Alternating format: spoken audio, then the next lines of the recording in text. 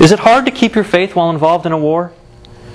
The whole concept of war is an affront to the sacredness of life central to Christianity. Add to that the corruption and the poverty, and it really must be trying. And yet perhaps in those conditions it can be easier to see God too. I imagine the smallest gestures of kindness, to give a bit of yourself to another, can take on new impact when you're living in a place where looking out for yourself is a full-time job. I value the conveniences a country as secure as ours can provide, but sometimes I mourn the disconnect such conveniences can cause with our fellow man. Jen thought a good idea for the letter would be to tell you about some pop culture current events. I'm not much for following that stuff, so all that really comes to mind is the whole Britney Spears going crazy thing. Somehow I bet news like that has a way of making it to even the remotest corners of Afghanistan. But if not, let me fill you in on what happened. So Britney Spears has gone insane. It all started maybe a month or so ago. Britney, dyed black hair and flanked by paparazzi, went to some hair salon in the middle of the night and shaved her head. As she left the salon, the photographers and video crew pressed her for a reason as to why she did it. Britney replies, "You did this to me." So for a couple days this was front page news and everyone saw the pictures, the video, the ugly replacement wig and all that. Most of the websites I visit on the internet were arguing about whether she looked hot or not with a shaved head, using Natalie Portman's performance in V for Vendetta as the gold standard. At this point, it was only a little bit weird. No long-term damage to Britney's career, just conversation around the water cooler. Things started to get a little weirder. The next day, Britney claimed she shaved her head because of lice and not depression, which really killed any sexy talk right away. A couple days later, she checked herself into rehab, which I guess has become the get-out-of-jail-free card for celebrities. You could crash your SUV into the puppy and kitten store, high on smack, the day the orphanage was visiting, and still get away with it, so long as you went right to rehab. Now, not 24 hours later, she checked herself out of rehab, like she just went in for an oil change or something. Now, the public doesn't tolerate that. We need to see at least pretend remorse from our celebrities. We're starting to get into career-threatening territory here. So, Kevin Federline, a.k.a. K-Fed, a.k.a. Britney Spears' ex-husband, a.k.a. the least respected musician of all time, came forward to say he wanted custody of their children. Well, Britney goes over to have a talk with K-Fed, and I guess it must not have turned out too well. More photos are released, this time of Britney in some sort of jumpsuit, attacking a photographer's car with an umbrella and cracking it in half. Not one of those $5 7-Eleven umbrellas either.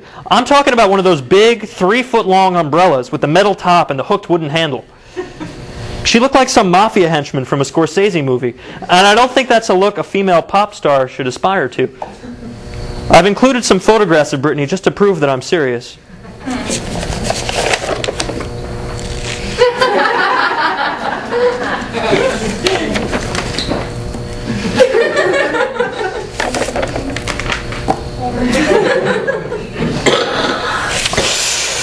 So after that episode, Britney goes back to rehab.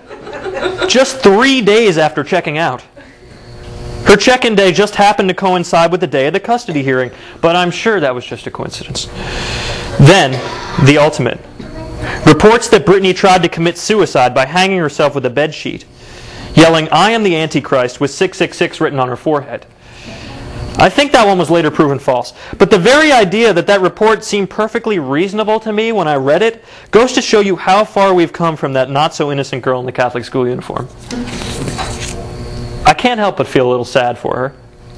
Groomed for this life since she was a child, put on a pedestal to be viewed by the public at their whim, then mocked and tossed aside when she finally cracks. Our society treats celebrities like a child with a jar of fireflies. We put our eye up against the glass, marvel at the pretty lights, and dump the dead bodies out on the lawn come morning. But maybe that analogy isn't fully complete, because it doesn't account for the sick joy some people take in seeing celebrities fall. Divorces, drug relapses, eating disorders. Why are these events, treated as sad and personal in normal life, considered checkout material for every grocery store line in the country once it happens to a celebrity? I guess we must think because they're rich, they're immune to suffering.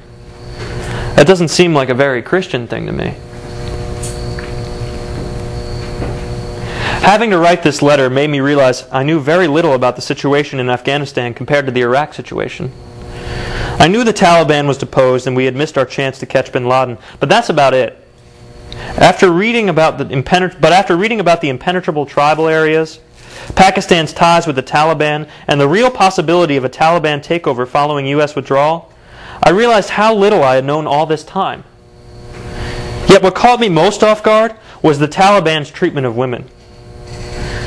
But I had a vague idea of the Taliban's fundamentalist policy regarding women, but I had no idea of the extent. Women are not allowed to have jobs or leave the house without a male relative. Women are subject to public floggings and execution for violation of Taliban law. Women are not to be educated past the age of 8, and before that, only the Quran. That one really sickened me. The idea of thousands of bright little girls kept dumb and submissive. It's easy to claim women are inferior to men when you refuse them a level playing field. It's a true catch-22 over there. I don't believe in long-term occupation, but unless we get more cooperation from Pakistan in breaking up the Taliban's tribal area strongholds, all American effort could be wiped out a year after we leave. The situation isn't all that different 500 miles away.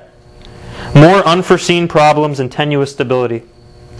What questions do wars really settle other than who's stronger? But anyways, enough of that.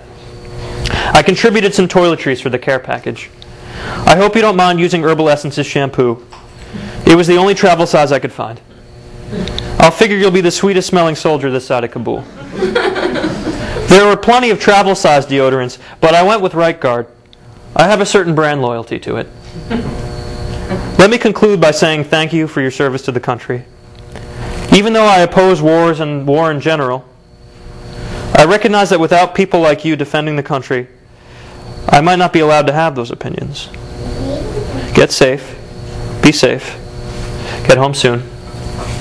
Regards, Mike Varley.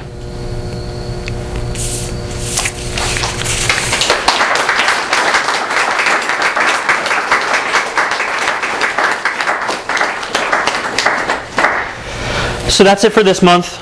Be sure to keep checking MikeVarley.com first of each month for new content. Until then, thanks for watching.